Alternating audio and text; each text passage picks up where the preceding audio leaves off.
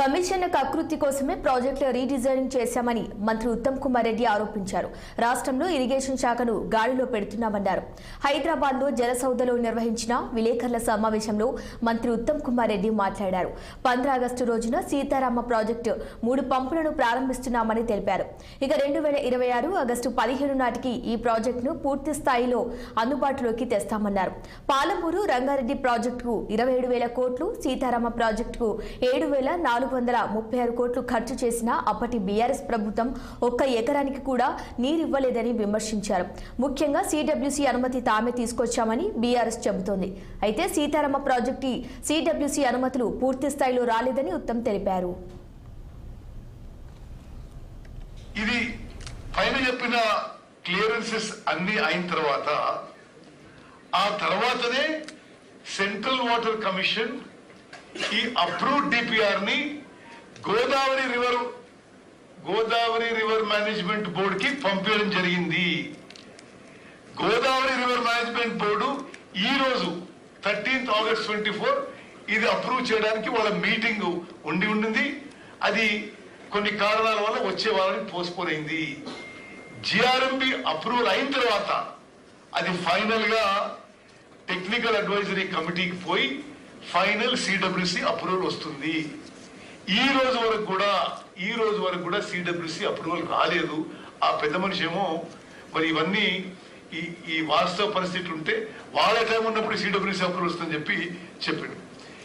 ఈ నెత్తి మీద నీళ్లు కలుపుకుంటూ సీతారామ ప్రాజెక్టు కాస్ట్ 18,300 కోట్లు కాగా కేసీఆర్ దిగిపోయే నాటికి 7,300 కోట్లు మాత్రమే ఖర్చు చేశారని మంత్రి పొంగులేటి శ్రీనివాసరెడ్డి పేర్కొన్నారు. ఈ వ్యయంతో 93% పనులు ఎలా అవుతాయని కేసీఆర్ హరీష్ రావును ఉద్దేశించి ఆయన ప్రశ్నించారు. గత బీఆర్ఎస్ ప్రభుత్వం కేవలం కమిషన్ వచ్చే పనులు చేపట్టారని, ఓన్లీ ఓట్లని కమిషన్స్ కోసం బిగించారని పొంగులేటి ఆరోపించారు. 90% పని కంప్లీట్ అయింది చెప్పుకోవటం ఏ లెక్క ప్రకారం అయింది అనేది వారిని అడుగుతున్నా.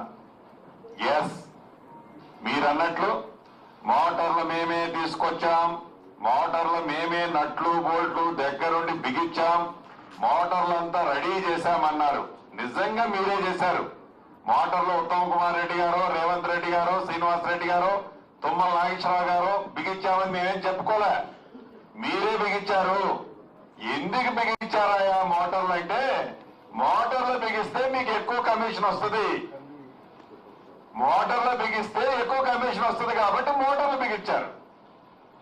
మీకు ఎక్కడ లాభం ఎక్కువ వస్తుందో, ఎక్కడ కమిషన్లు ఎక్కువ వస్తుందో అది మీరు పని చేయటమే తప్ప ప్రజలకు ఉపయోగకరమైన పని చేయాలన్న చిత్తశుద్ధి మీలో లేదు. మీరు చెప్పిన దాంట్లోనే అర్థమవుతుంది.